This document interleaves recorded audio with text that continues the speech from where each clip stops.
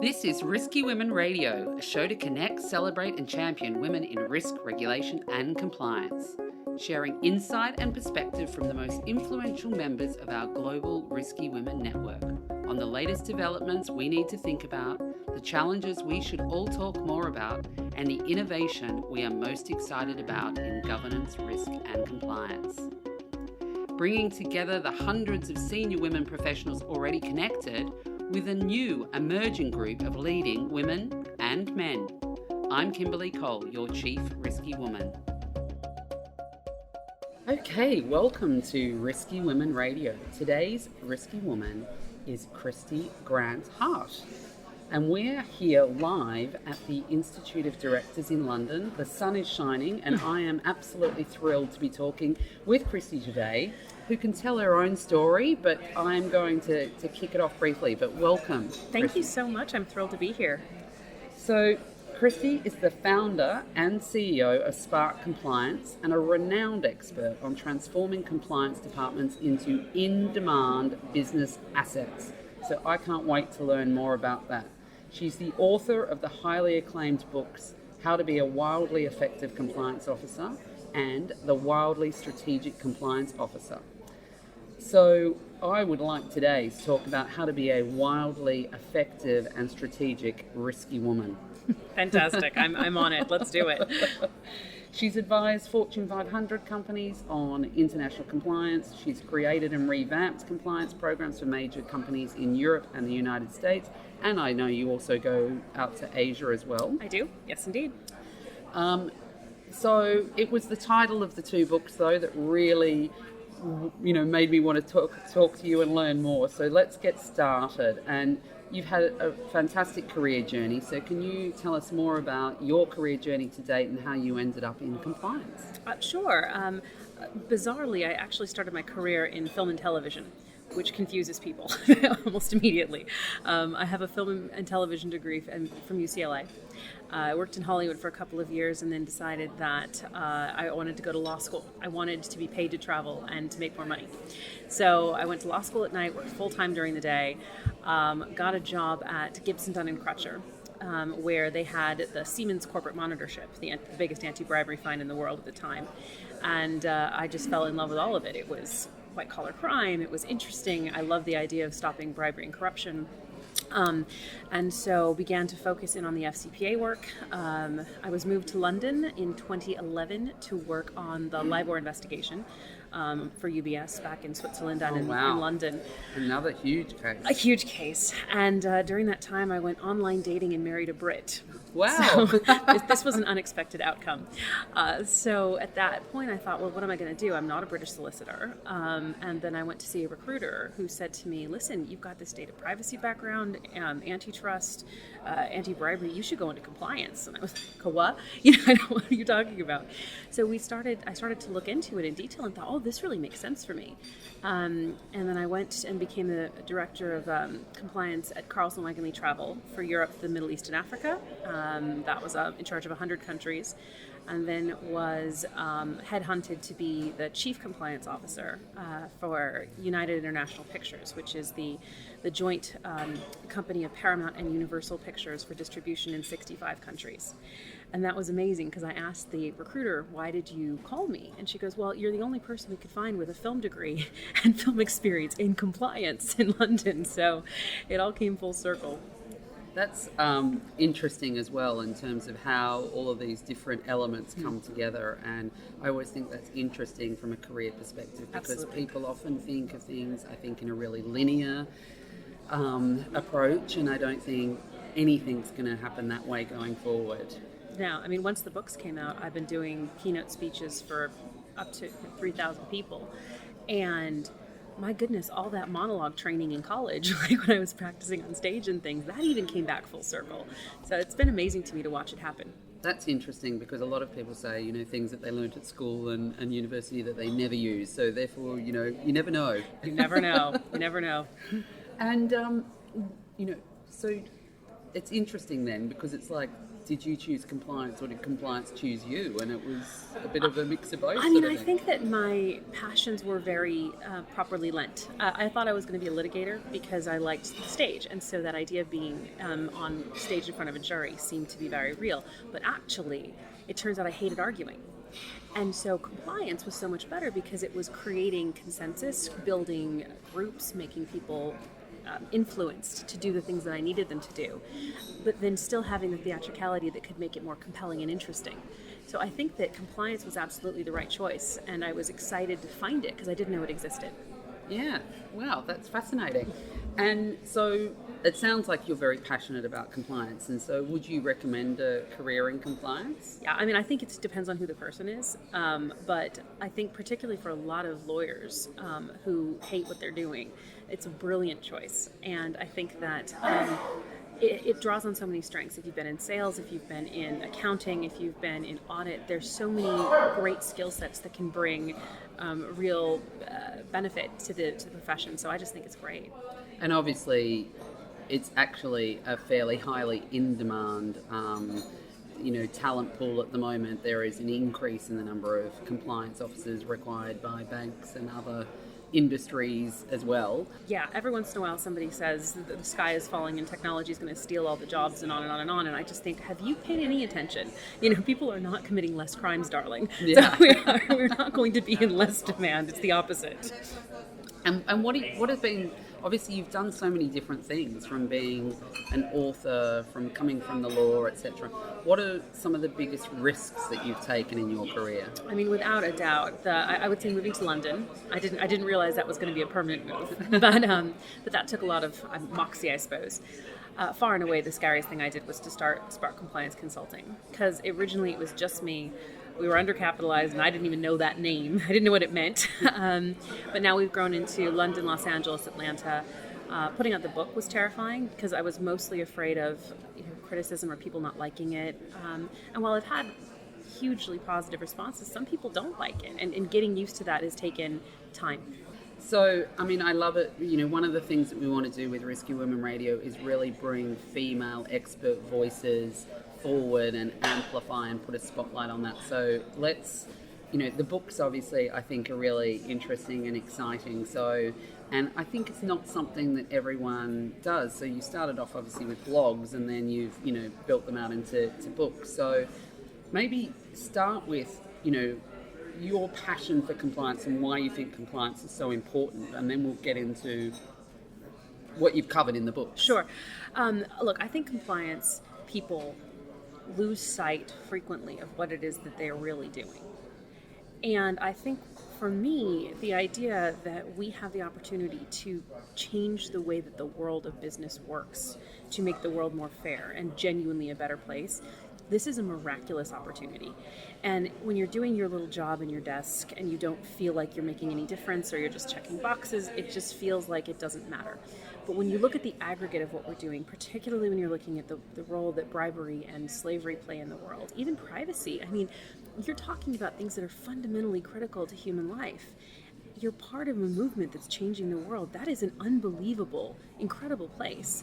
And when you see it that way, we don't have to be church missionaries. We can be the people working in corporations, and I think that can be even more powerful. Yeah, absolutely. I mean, I think you're right. It touches on so many areas of the business. And as you say, when you look at the impact of financial crime, of bribery, of corruption, and how it then plays in with things like slavery, which I'm a very passionate advocate of how we work to solve that problem. Yeah. It's fascinating. So what does a wildly effective compliance manager look like? I think it's one that is really integrated properly with the business, where the business knows that they can count on you. Because you are smart and strategic, you are working to make it better, but you're also having such a strong sense of integrity that they know if no means no, no means no, but that you're going to try to get to yes, and how can we work on this together? So that's a good point in terms of the compliance function. You've said a couple of things there, not being just a tick box function, and also that getting to yes, so not being seen as some kind of business prevention function, but a business enabler.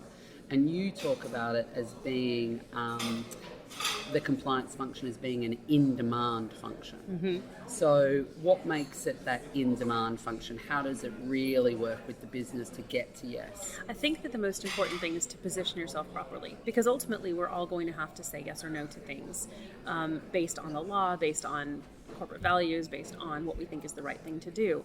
So in terms of being wildly effective, I think that the most important piece is just allowing people to know that you're on the team too.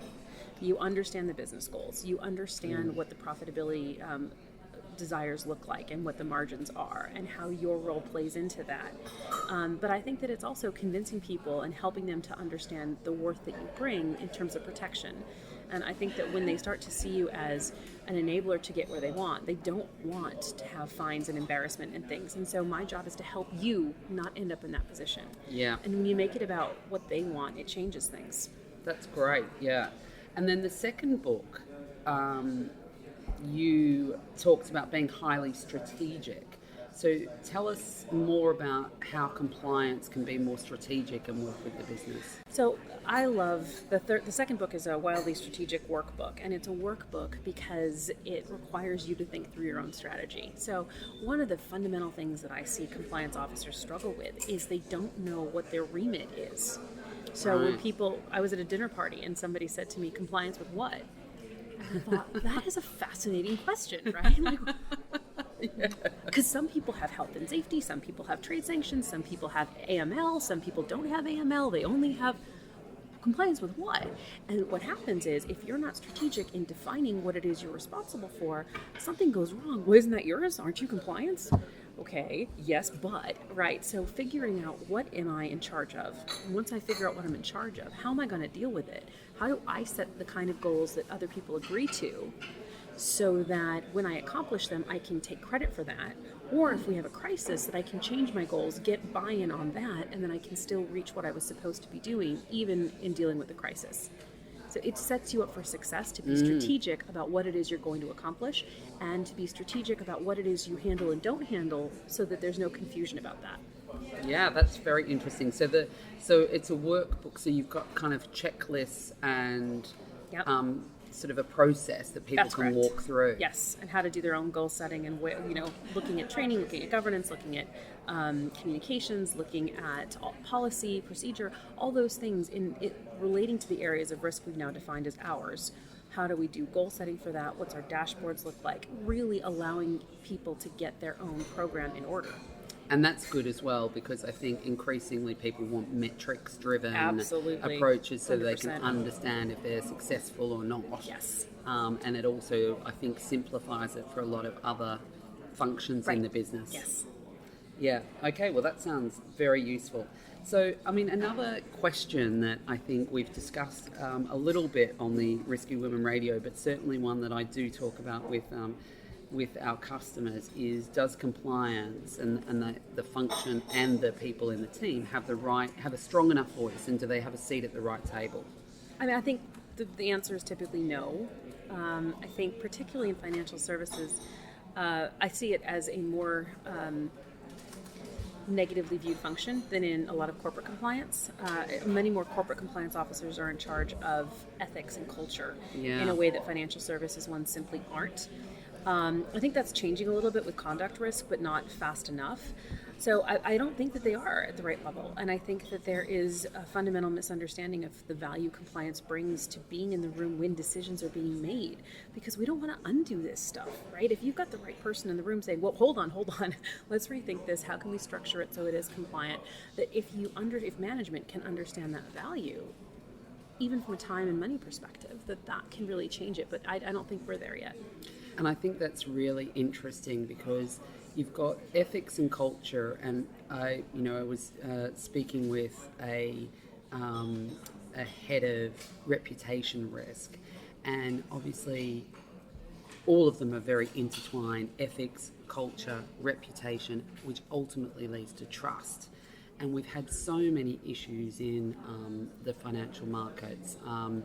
Even, at the moment there's the Australian Royal Commission into the banks in Australia, and it's almost like a daily feed of reputational issues and challenges that have gone on. So I think it's a really interesting thing, the whole ethics and the culture piece, and how that plays in with compliance. None of these things can be neatly separated, and I think it really increases the focus on compliance. Yeah, and it should. It's really hard, though, because you're talking about metrics, right? Yeah. How do you measure culture easily? How do you measure ethics? I mean, there are some very good consulting groups that try, and I'm not saying that it's valueless, but it's really hard to get a sense of what does that actually mean, and how do people experience it every day so that they gain trust, or that the shares go up, right? Reputation, Yes. to me, it all comes back to economics so frequently, and I don't think that's a bad thing. Yeah. What I think we need to do is speak that language more effectively to say this reputation thing drives shareholder value, drives investment, drives our ability to make deals and get deals and work with governments. Those things have economic value. Yeah, and then increasingly, hopefully, people also want to do the right thing, and that also then has a positive impact on investment and everything 100%. else. So what have you, I mean, you've obviously worked all over the world, you've done lots of, worked in different industries as well, which I think is fascinating, and now obviously in your own business you're working with a range of different companies. So what are some of the sort of most interesting cases and projects? I mean, you mentioned LIBOR, which must have been fairly fascinating. Yeah, LIBOR involved reading hundreds and thousands of chats from bankers to each other. So it was a good thing that I'd met my husband at the time, or I might have forsworn men forever. But I think that just honestly getting into a business, right? And I think right now I love our modern slavery work. I think that it's so interesting and so gratifying when you really start to think about it. Because in a lot of institutions, people just say we don't have any risk. You know, particularly in London or in Europe, they, well, we don't have any slaves.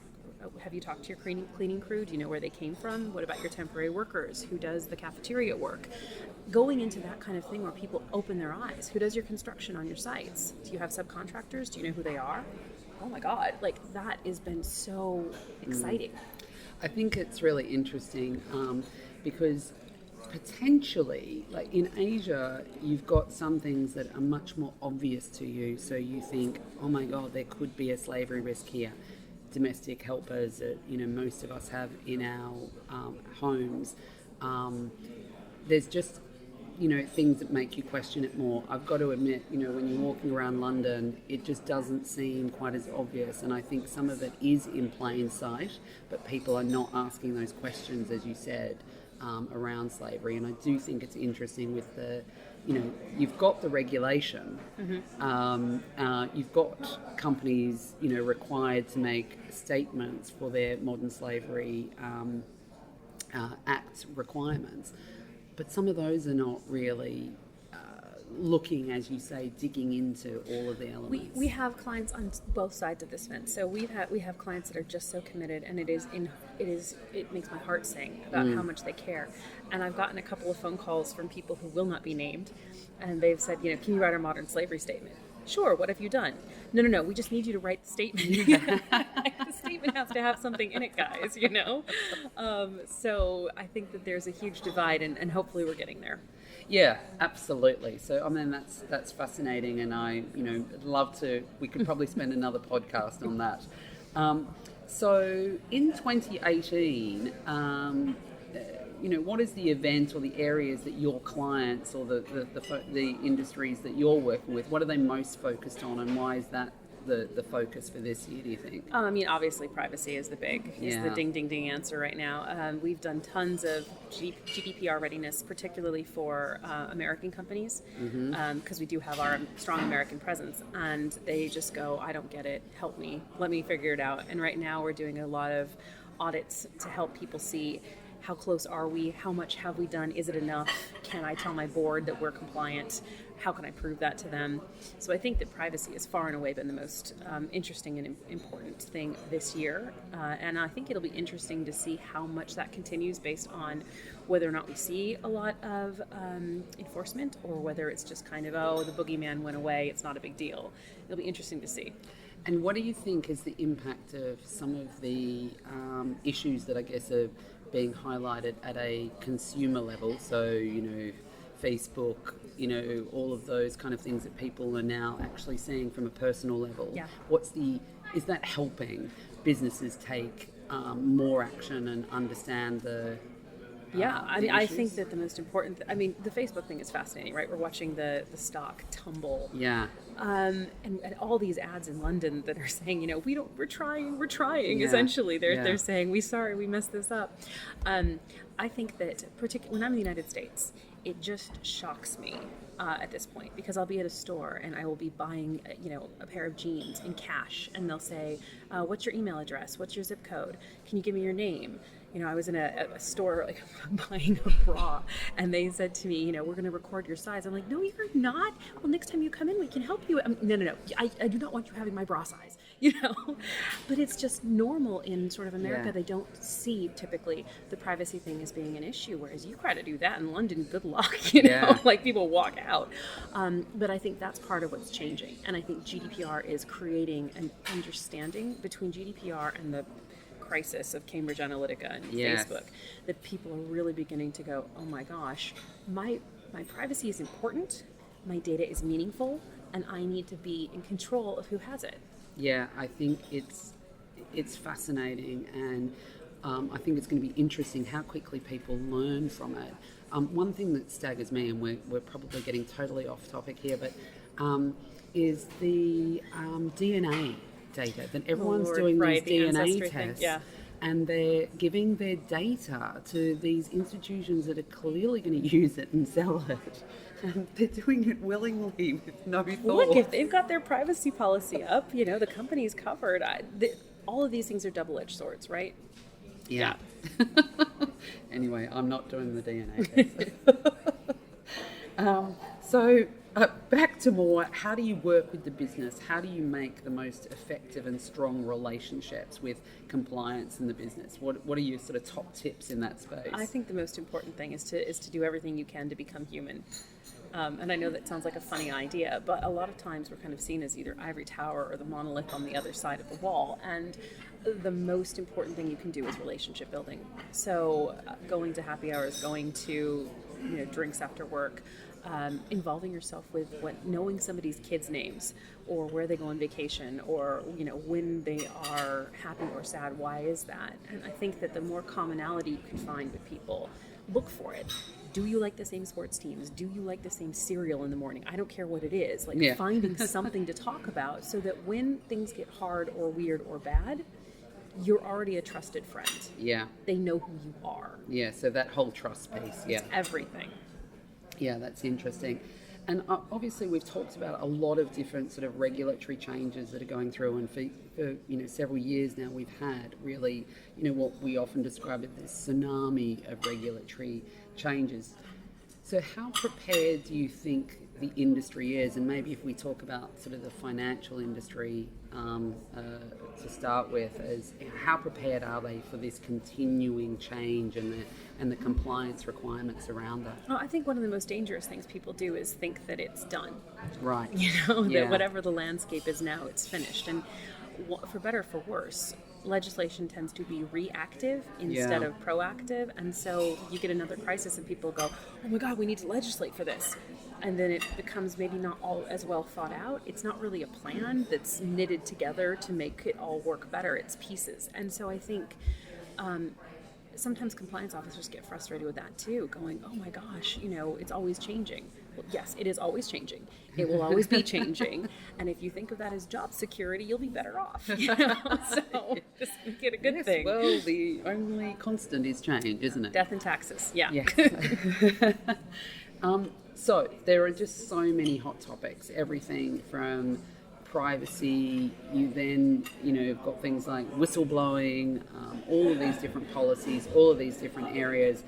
What kind of areas do you think need increased focus, or, which are the sort of top areas that, people should be thinking about? I think that the biggest thing for me right now is the integration of risk. I think that people do, particularly in financial services, really silo off bribery from money laundering. They separate it from trade sanctions. These things are interrelated. Yeah. You end up on a trade sanctions list for bribery or for slavery concerns. And bribery and slavery and working with governments, and they're all interrelated. Yeah. And so I think that the artificial separation of these risks is really a big problem. And if people looked at it more holistically and how the bad actors interrelate with, money laundering, creating terrorism, financing, creating, bribery issues, I think that the more we stop that and the more we look at how the business holistically deals with trying to find these bad actors and not have them be in our business, the more effective we can be as a compliance team and as a business. No, that's fantastic. And do you think that to me sounds like it would be consistent globally in terms of everyone needs to think through that. Anything else that you think is a variation between, East and West, or any other things that globally I think to take a different focus on? Every culture has a different problem, right? The Asian cultures traditionally and European traditionally don't like the whistleblower hotlines and don't like to report that way. So that then the personal relationships are even more important so that you can get that information. So I think there's always cultural concerns in that, but and kind of ways of working is different. Yeah. And that's been interesting for me as an American, coming into Europe and particularly. I didn't find a lot of wholehearted resistance, but at the same time there was definitely, particularly doing FCPA training, okay, American girl coming in here and telling us what the Americans need us to do. I mean, being really sensitive to those kinds of things, I think, and even putting them out in front of you and saying, look, this may be uncomfortable and I'm here on your team and I have to tell you these things and let me try to make it okay for all of us. Yeah. Yeah.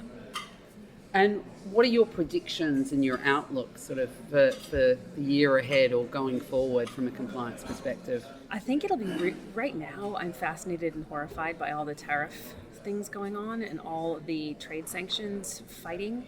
I think the tit-for-tat stuff with the U.S. government in China and Iran and Russia, and then the responses from Europe to some of those things are going to be very, very difficult for companies to navigate. Anytime you have one country saying everybody has to do it my way and the other country saying if anybody does it their way, you can't deal with us. Multinationals, what do you do with that? You're making a risk assessment to say which one's the worst, and that's never a good time. So just in wrapping up our kind of expert area, what are the kind of key messages that you would leave with our risky women and hopefully some men on how to be more effective and strategic? I think the most important thing is always to see it from their side. I think it's very easy, particularly if you really believe in compliance, to almost self-righteously say, but this is the right thing. And you're probably right. But how do you get to the other person? What do they want? Are they really working for their bonus? Are they working to try to impress their boss? How do you fit into making someone else look good and feel good about their work? The more you can do that, the more you try to be in their head, the more effectively you can deliver your own messages and think about their motivation so that you can make them feel like you understand them. Yeah, sort of the joint goals, and as you said, that making the business successful overall. Yeah. Fantastic. Connecting, celebrating and championing women in risk, regulation and compliance, Risky Women Radio takes an intimate look at the rants and revelations of the top women shaping the debate and the industry. Okay, now we go into one of my favourite sections, the Risky Women rants and revelations. Oh my, yes, okay.